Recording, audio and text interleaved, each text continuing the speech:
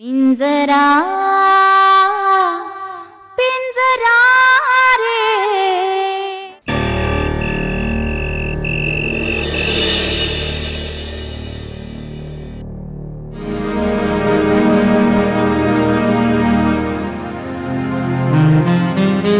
गंमत काय फक्त तू नाही देऊ शकत, मी देऊ शकते. अच्छा,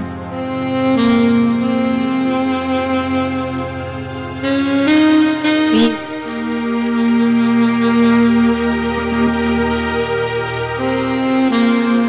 आज ना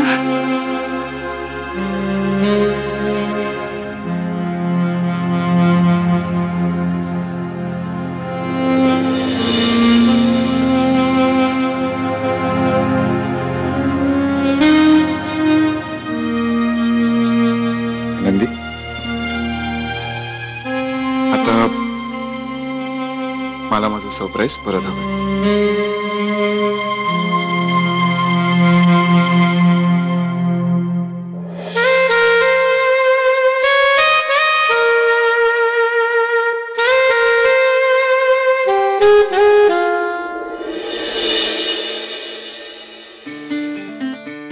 पंढऱ्या, कोणी नाश्त्यासाठी विचारलं का?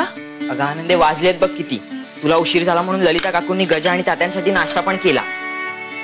तेव्हा मी मेले आज. पण तुला उशीर का झाला? काय नाही, काय नाही.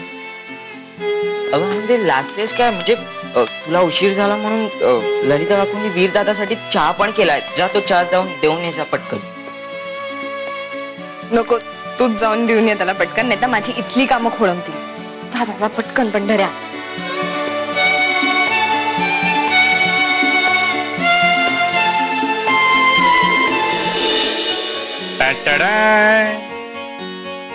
काय आहे?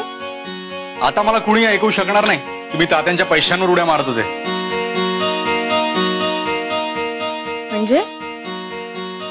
म्हणजे हे मी माझ्या पैशाने घेतलंय चुकीसाठी.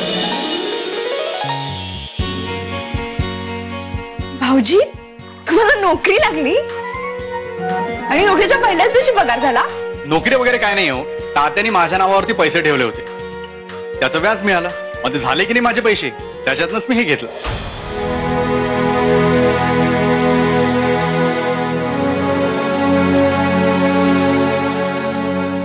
काय झालं? तुम्ही काही बोलत का नाही आहात? कुठे काय भाऊजी? काय नाही अहो, आता एवढी मोठी गोष्ट बोलली तरी कुठे काय, काही तर बोला. अहो मला खरंच खूप खूप काम आहेत भाऊजी. वहिनी, एक मिनिट तुम्ही मला सांगा, मी बरोबर केलं की नाही? आजपर्यंत काय व्याजाचे पैसे बऱ्याचदा मिळाले, पण काय दरवेळी मी खर्च करायचो. मजा कर, ऐश कर, हे घे ते घे, कपडे घे, मोबाईल घे, पण काय वायफळ खर्च व्हायचा त्याच्यावर. पण यावेळी बरोबर केलं की नाही? तुम्हाला जे योग्य वाटतं ना भाऊजी ते करा, मला खरंच खूप काम आहे. हा बहिणी, आता मी ठरवलंय की काही दिवसातच मी तात्याने सांगणार. अरे कमाल आहे, मी हे ऐकून काय बोलत नाही आहात? अहो बोला ना काहीतरी. तर तुम्ही नाही बोलले तर मी कोणाजवळ मन मोकळं करायचं? तात्यांजवळ. नाही तसं नाही, तुम्ही बोला ना. मी काय बोलणार भाऊजी यावर? तुम्हाला आनंद नाही झाला? आता नुसतं बोलून दाखवण्यापेक्षा भाऊजी जेव्हा तुम्ही प्रत्यक्ष तात्यांना सांगाल ना तेव्हा मला जास्त आनंद होईल. मी आत्ता सांगतो, हवं तर तुम्ही माझ्या पाठीशी उभा राहिला तर सांगू. भाऊजी मी तुमच्यामध्ये पडणार नाही आहे. बहिणी, असं झटकून नका टाकू. आई शपथ, तुमच्या जीवावरच आपली लव्ह स्टोरी चालू आहे. मी काय मदत करणार भाऊजी तुम्हाला? आणि मला नाही वाटत त्यांनी असा काही फरक पडणार आहे. बहिणी हो, तुम्ही असाल तरच फरक पडेल. तुम्ही बोलायलाच हवं. तुम्ही नाही बोललं तर काहीच होणार नाही. भाऊजी मला नाही वाटत त्यांनी असा काही फरक पडणार.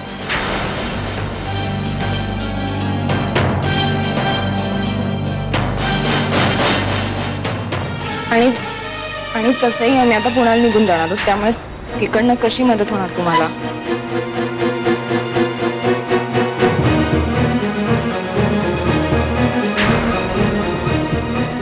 भाऊजी मी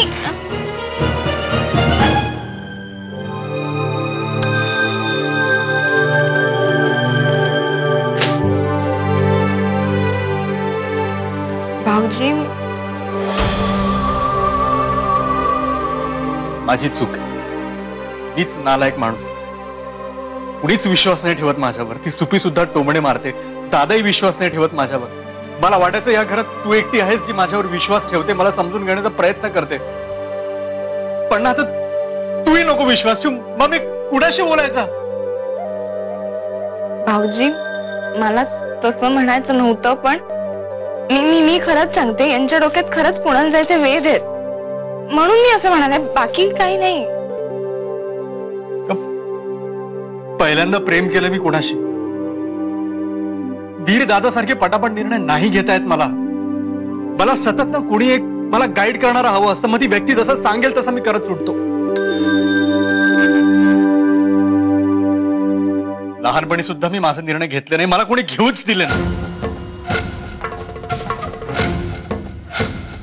वीर दादा रागवायचा, ओरडायचा, पण तरीही मला आई आणि तात्याने घेतलेलेच निर्णय आवडायचे. नंतर नंतर मला त्यात कम्फर्टेबल वाटायला लागलं. वाटायचं की हे करतात तेच बरोबर आहे. डोक्याला टेन्शन नसतं. त्यांचं ते बघून घे. मला माहिती आहे मी वीरदादा सारखा नाही, पण माझा जीव आहे त्याच्या. गरज पडली ना तर प्राणी द्यायला तयार आहे त्याच्यासाठी. पण त्याच्यासारखं वागणं मला नाही जमणार. पण मी आता प्रयत्न करतोय त्याच्यासारखं वागायचं.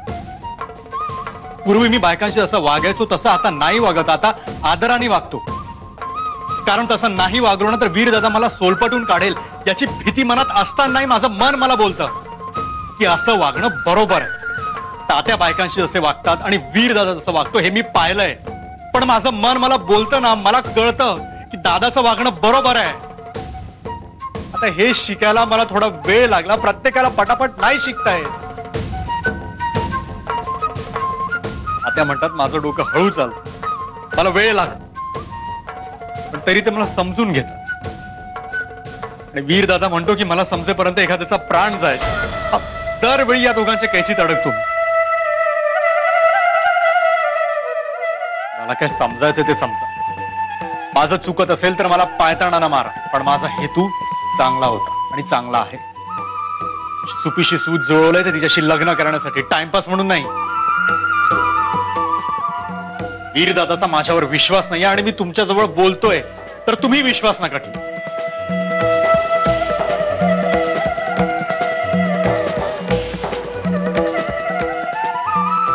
भाऊजी, यांचा तुमच्यावर विश्वास नाही यात कोणाची चूक आहे? ही पण माझी चूक आहे.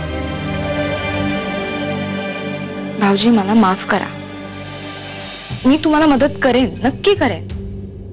पण केव्हा? जेव्हा तुम्ही सुपीशी लग्नाबाबत तात्यांशी बोलाल तेव्हा. हे बघा, मला सांगा, जर तात्या तुम्हाला रागवले, तुमच्यावर हात उगारला, तुम्हाला घर सोडून जाण्यासाठी सांगितलं, तुम्हाला संपत्तीतला एक पैसाही नाही दिला, तरी तुम्ही तुमच्या निर्णयावर ठाम राहाल भाऊजी?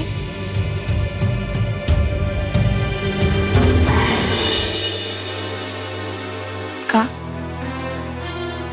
उत्तर नाहीये ना? भाऊजी, जेव्हा तुम्हाला उत्तर मिळेल ना तेव्हा मला नक्की सांगा.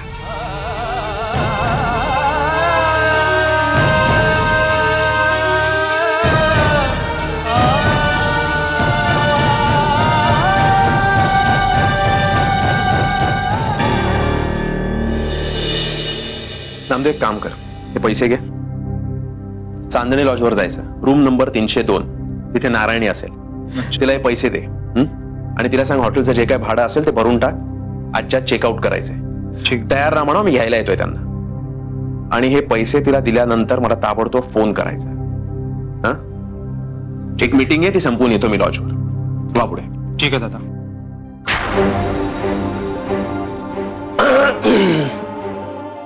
काय मग, काय गडबड, कुठं निघालाय बंधुराज? काही नाही रे, 2-4 कामं आहेत, ती आजच्यात जरा मिटवायची. या देशाचा पंतप्रधान एवढा बिझी नसेल जेवढा तू बिझी असतो सल्ली. काय करणार नागनाथ, तुझ्यासारखं नशीब नाही ना रे माझं. सगळं आयतं बसून खायचं. बरं आहे, तुला काही धावपळ वगैरे कसली करावीच लागत नाहीये. घ्या, जरा कुठं भावाशी प्रेमानं बोलू म्हटलं तर लगेच तुझं टोमणे मारणं सुरू झालं नाही का? अरे नाही रे, नाही नाही नाही, म्हणजे तुझ्याबद्दल आमच्या सगळ्यांचं हे जे काय मत आहे ना हे तू कमावलंयस. ठीक आहे, तुला जरी माझी किंमत नसली तरी मला तुझी खूप किंमत आहे रे. तुला बोलला नाहीस मी मगाशी विचारलं तुला काहीतरी, कुठे निघाली आहे, कुठे स्वारी? काय नाही, आपली पुतणी ही आणि तिचा नवरा गेले 2 दिवस लॉजवर राहत आहे. बरं नाही वाटत ना? नाही म्हणजे तिने चूक केली असेल असो, पण आपण काका म्हणून आपलं काहीतरी कर्तव्य आहे का नाही? म्हणजे नक्की नक्की. अरे शेवटी रक्ताचं नातं महत्वाचं असतं ना. क्या बात आहे. हा, सांगणार तुझा आज वेगळाच मूड लागलेला दिसतोय. अरे तू एवढा वेळ माझ्याशी बोलतोयस म्हटल्यानंतर माझा मूड वेगळा लागणारच ना. निघून म्हणजे तू खरंच आणायला चाललायस नारायणीला? नाही म्हणजे तू एकदा ठरवलंयस म्हटल्यावर तुला कोण अडवणार म्हणा. पण मी तुला याच्या आधी बहुतेक सांगितलंय ना, म्हणजे बहुतेक अक्काला आवडणार नाही, तिला त्रास होईल, चिडेल ती, असं काहीतरी बोललो होतो बहुतेक मी. बहुतेक मीही तुला नागनाथ काहीतरी सांगितलं होतं, बहुतेक विसरलास. नाही, मी म्हणालो होतो की मला जे पाहिजे ते मी करतो, मग कुणाला काय वाटेल याची फारशी पर्वा करत नाही. हो, मला विचारतोयस?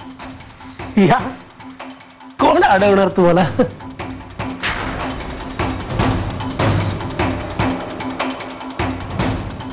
आता या वाड्यात रणकंदन माजणार असं दिसतंय, आणि ते माजणार नसेल तर मला माजवावंच लागेल ना मग.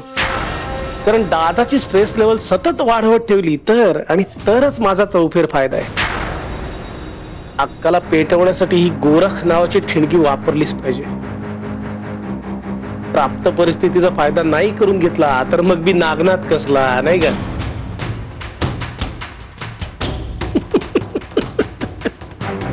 जय हो.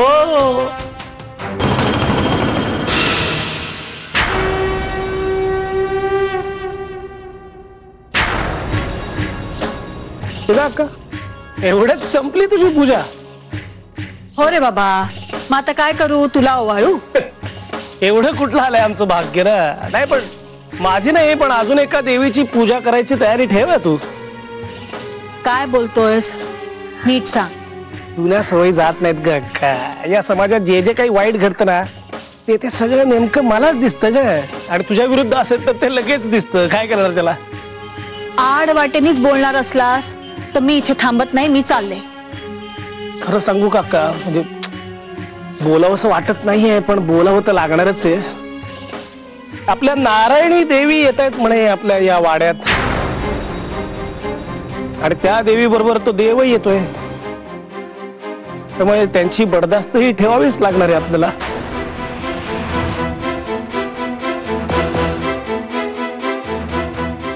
काय बडबडतोयस? नाही, बडबडत नाहीये. थोड्या वेळाने या वाड्यात जे घडणार आहे ना तेच सांगतोय मी तुला. गोरख आत्ताच नारायणी आणि तिच्या नवऱ्याला आणायला गेलाय. तू त्यांना इथे घेऊन येणार आहे शेलारवाड्यात? दुसरीकडे कुठं? काय नाही, या गावात कुठलीही घाण आली तरी ती याच वाड्यात आणून टाकायची, अशी परंपराच झाली ना आजकाल. पण गोरख मला काही बोलला नाही. त्यांनी आजपर्यंत एक तरी गोष्ट तुला विचारून केली? उलट तुला त्रास व्हावा, मनस्ताप व्हावा, तुझा अपमान व्हावा, मान खाली घालायला लावावी, असंच काहीतरी करत आलाय ना तो. खासियतच आहे त्याची ती. बास, खूप बोलतोयस. कोंबडं आरवलं नाही म्हणून दिवस उगवलाच नाही, असं कधी होतं का? नाही म्हणजे मी काही बोललोच नाही म्हणून या वाड्यात जे घडणार आहे ते घडणारच नाही असं होणार नाही अक्का.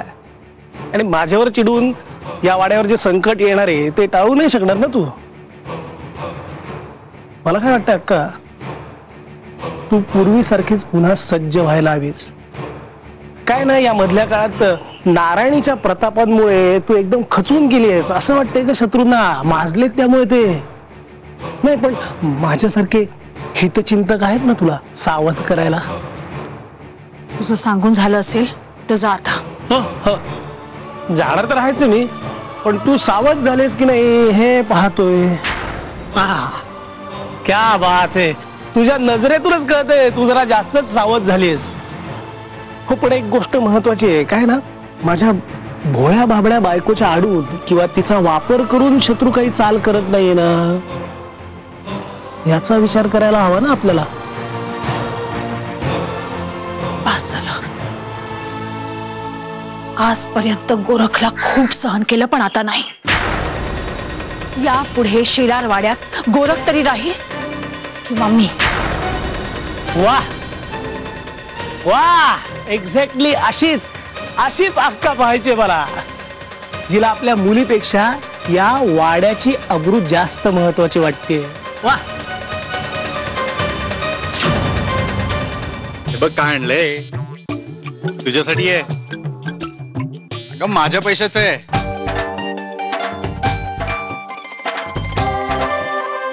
पिंजरा